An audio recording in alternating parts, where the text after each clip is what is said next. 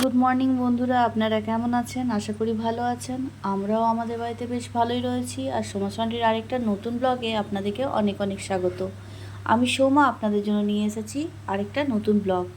আমি প্রত্যেক দিনই চেষ্টা করি একটা করে ব্লগ নিয়ে আসার, কিন্তু বেশ কিছুদিন হলো আপনাদের সাথে সেরকমভাবে ব্লগ শেয়ার করে উঠতে পারছি না।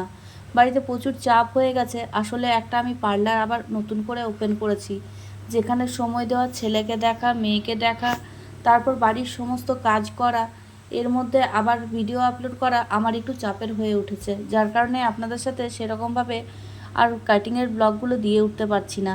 আর আমি শুধুমাত্র কাটিংয়ের ব্লগ দিই না, সাথে আমার দৈনন্দিন জীবনের ব্লগগুলো আপনাদের সাথে শেয়ার করি।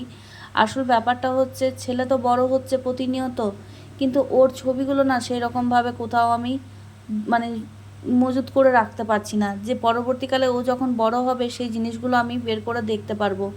যেখানেই রাখি না কেন সেগুলো হয়তো ডিলিট হয়ে যাবে বা কোথাও খোয়া যাবে, যার কারণে ভাবি ইউটিউবে রেখে দিলে হয়তো কখনো আমি, ও যখন বড় হবে, ছোটোবেলার দৃশ্যগুলো আমি দেখতে পারবো।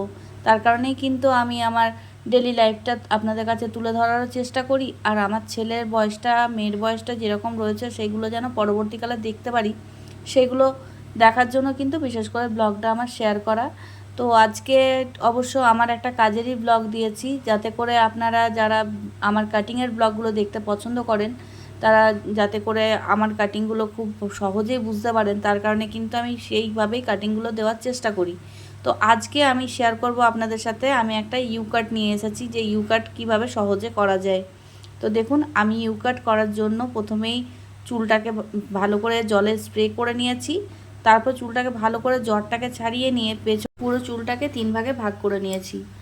এবার পিছনের যে ভাগটা রয়েছে সেই ভাগটাকে আমি ক্লায়েন্টকে দেখিয়ে কতটা ছোট করতে চাইছেন সেটা কিন্তু আমি জিজ্ঞাসা করে কেটে নেব। তো প্রথমেই জিজ্ঞাসা করার পর দেখানো হলো যে কতটা কাটবেন, তো সেটা মাপ করে নিয়ে নিয়েছি। সেই পরিমাণ আমি চুলটা কেটে নিলাম।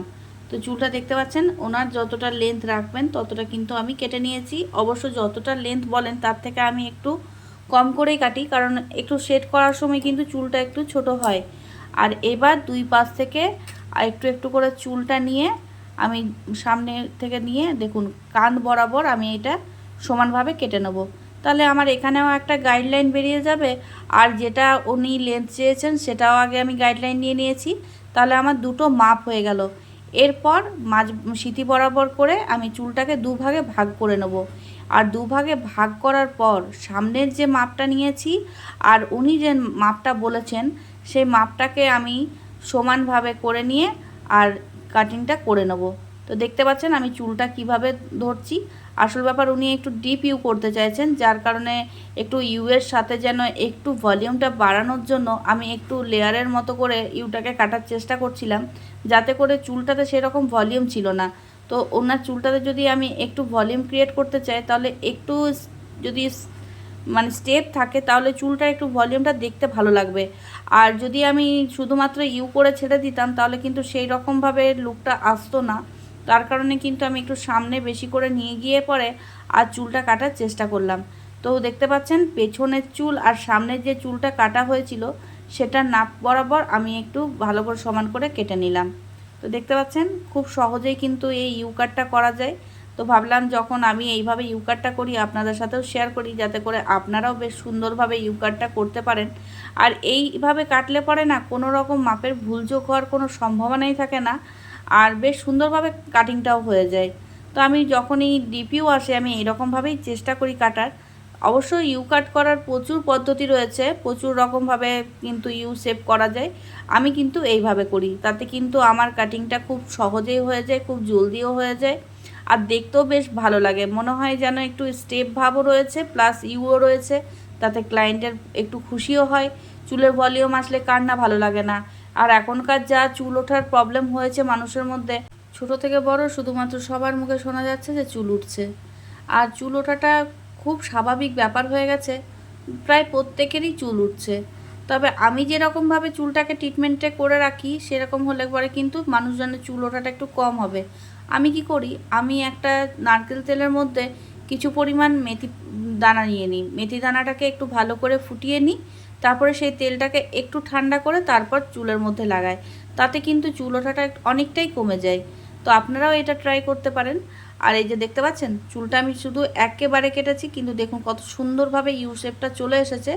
এবার ভালো করে আঁচড়ে নিয়ে শুধুমাত্র দেখবো যে ছোট ছোট বড় যদি রয়ে গেছে সেগুলোকে ভালো করে কেটে নেব।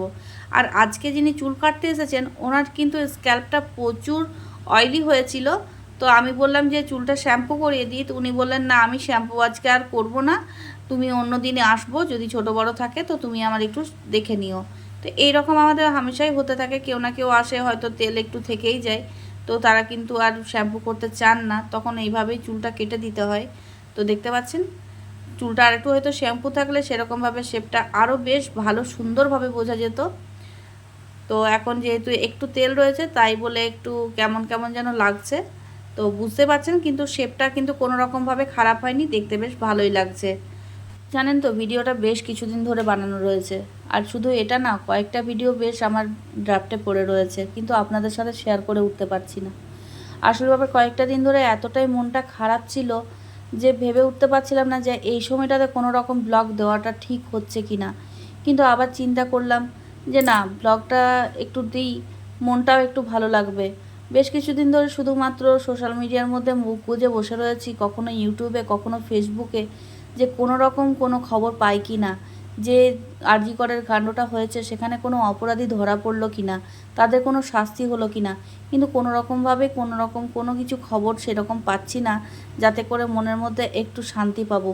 জানেন তো এই ঘটনাগুলোর পর থেকে এত চিন্তার মধ্যে আছি যে কি বলবো। আসলে আমিও তো একজন মেয়ের মা, আমার মেয়েও বাইরে টিউশন পড়তে যায়, স্কুল যায়, প্রতিনিয়ত শুধু মনটা শুধু কু ডাকতে থাকে, যতক্ষণ না বাড়ির মধ্যে ঢোকে ততক্ষণ যে মনের অবস্থাটা যে কি হয় সেটা আপনাদেরকে বলে বোঝাতে পারবো না। আমি মানলাম যে আমার মেয়ে হয়তো ঠিক আছে, কিন্তু আশেপাশের যে মানুষ নরপিশাচ মানুষগুলো রয়েছে তাদেরকে খুব ভয় করে। তো যাই হোক বন্ধুরা, এরই মধ্যে আমাদেরকে কাজকর্ম নিয়েই থাকতে হবে, এইরকমভাবেই কাজ চালাতে হবে, কিচ্ছু করার নেই। কারণ একদিনে কিন্তু সমাজ পরিবর্তন হবে না, তবে আমরা যদি প্রতিবাদ করতে থাকি তাহলে কিন্তু একসময় সেই প্রতিবাদের ফলও পাবো। তো বন্ধুরা, আপনাদের সাথে কথা বলতে বলতে দেখতেই পাচ্ছেন হেয়ার কাটিং কমপ্লিট হয়ে গেছে। হেয়ার কাটিং করার পর ক্লায়েন্ট কিন্তু খুব খুশি। তো বন্ধুরা, আজকের মতো ব্লগটি এখানেই শেষ করছি, দেখা হবে পরবর্তী ব্লগে।